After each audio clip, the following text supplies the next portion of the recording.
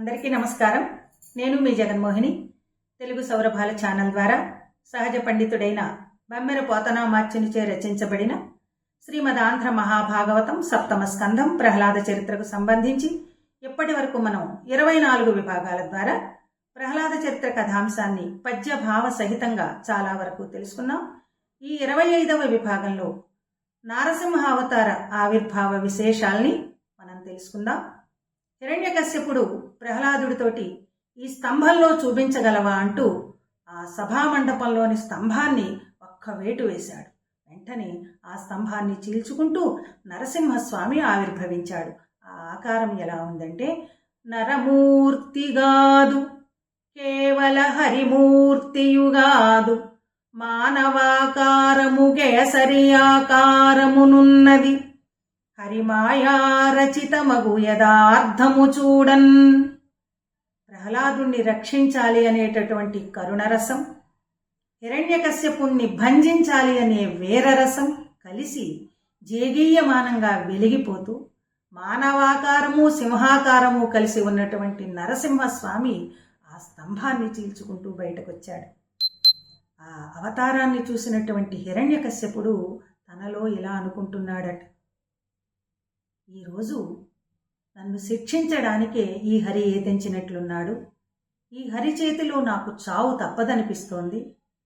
అయినా సరే నేను ఈ శ్రీహరితో యుద్ధం చేసి తీరుతాను. నా పరాక్రమం ముల్లోకాలకు చాటే విధంగా ఈ నరహరిని సంహరించి తీరుతాను అన్నట్ట. ఇలా ఆగ్రహావేశంతో ఆ శ్రీ మహావిష్ణువు మీద వ్యతిరేకత వీడనటువంటి చిత్తంతో ఎదిరించడానికి వీలు లేని ఒక మదగజంలాగా, అగ్నిని సమీపిస్తున్న ఒక మిణుగురు పురుగులాగా కళ తప్పి ఆ శ్రీ మహావిష్ణువుతోటే యుద్ధానికి సిద్ధపడ్డాడు. అయితే ఆ స్వామి అవక్ర పరాక్రమం ముందు నిలవలేక దాసోహమయ్యాడు హిరణ్యకశ్యపుడు. అంతరంగాన్నే గెలవలేనివాడు ఆ అంతర్యామినేం గెలవగలడు?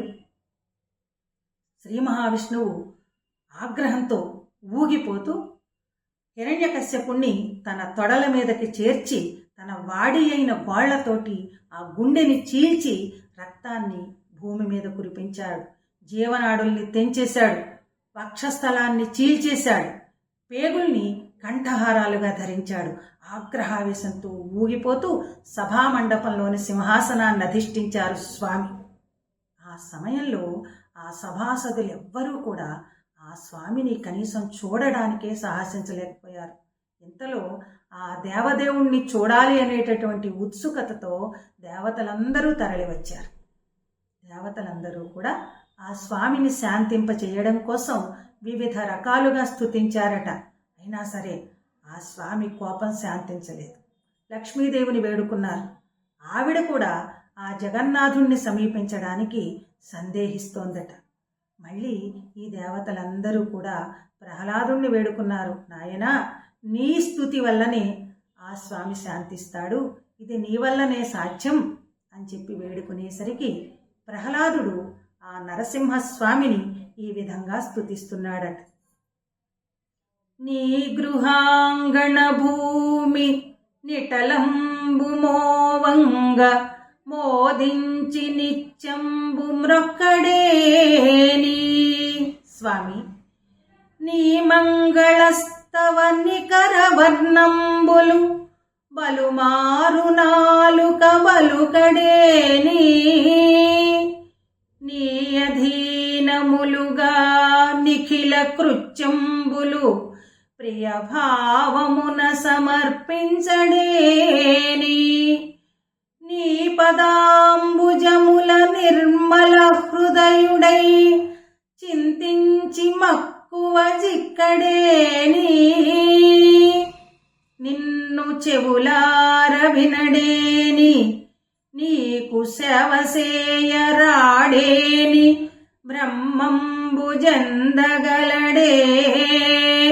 యోగి అయిన తపోవ్రత యోగి అయిన వేది అయిన మహాతత్వ వేది అయినా అని స్తుతించాడట. ఏ విధంగా?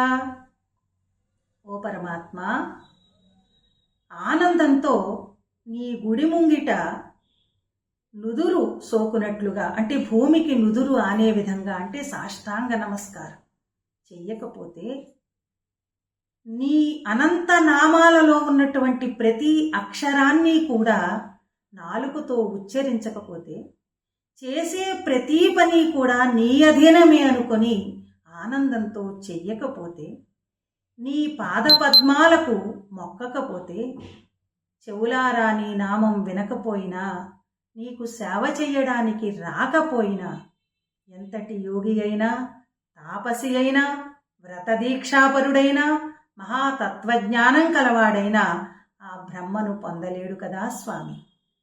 దయచేసి నీ కృపారసాన్ని నాపై కురిపించు తండ్రి అని వేడుకున్నాడట.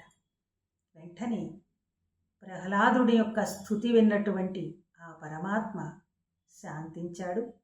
గుణరహితుడైనటువంటి ఆ హరి రోషాన్ని విడిచి ప్రహ్లాదుడితో అంటున్నాడట, నాయనా ప్రహ్లాద, నీ నడతకు నీ స్వభావానికి నేను సంతోషించాను, శాంతించాను. ఏం వరం కావాలో కోరుకో అన్నాడట. అప్పుడు ప్రహ్లాదుడు అంటున్నాడు, పద్మాక్ష, తన తమ్ముడైన హిరణ్యాక్షుణ్ణి వరాహ రూపంలో నువ్వు సంహరించావు అనేటటువంటి కోపంతో నా తండ్రి నీతో శత్రుత్వం బూని, ఆ శత్రుత్వ భావంతో నీ భక్తుడైన నాకే అపకారం తలపెట్టాడు. ఈరోజు నీ కృపా కటాక్ష వీక్షణాల వల్ల నిర్మల హృదయుడైనాడు. దయచేసి ఆ పాపాలన్నీ తొలగి శుద్ధాత్మకుడయ్యేలా నా తండ్రిని అనుగ్రహించు తండ్రి, ఆ వరాన్ని నాకు ప్రసాదించు అని వేడుకున్నాడట. వెంటనే నరసింహస్వామి అనుగ్రహించి అంతర్ధానమయ్యాడు. ఆ స్వామి ఆదేశానుసారం ప్రహ్లాదుడు తన తండ్రికి ఉత్తర క్రియలు నిర్వర్తించాడు. తదనంతరం దైత్య రాజ్యానికి రాజై ప్రజానురంజకంగా పరిపాలించి తాను కూడా ఆ శ్రీ మహావిష్ణువుని సేవించి అనుదినము ఆయన నామాన్నే ఉచ్చరిస్తూ మోక్షాన్ని పొందాడు. ఆంధ్ర మహాభాగవతంలోని సప్తమ స్కంధమైన ప్రహ్లాద చరిత్రకు సంబంధించి 25వ విభాగంతో మనం ప్రహ్లాద చరిత్ర ఘట్టాన్ని పూర్తి చేసుకున్నాము. ఈ 25 విభాగాలలో చెప్పినటువంటి పద్యాలన్నీ కూడా చిన్నారులందరికీ చక్కగా నేర్పిస్తారని ఆశిస్తూ, ఆంధ్ర మహాభాగవతంలోని మరో చక్కని అంశంతో, మకరందం లాంటి పద్యాలతో, కథాంశంతో మరిన్ని వీడియోలు మీకు అందించడానికి నా శాయశక్తులా ప్రయత్నిస్తాను. ఈ వీడియో కనుక మీకు నచ్చినట్టయితే లైక్ చేయండి, షేర్ చేయండి, సబ్స్క్రైబ్ చేయండి. మరో మంచి వీడియోతో మీ ముందుంటాను. ధన్యవాదాలు.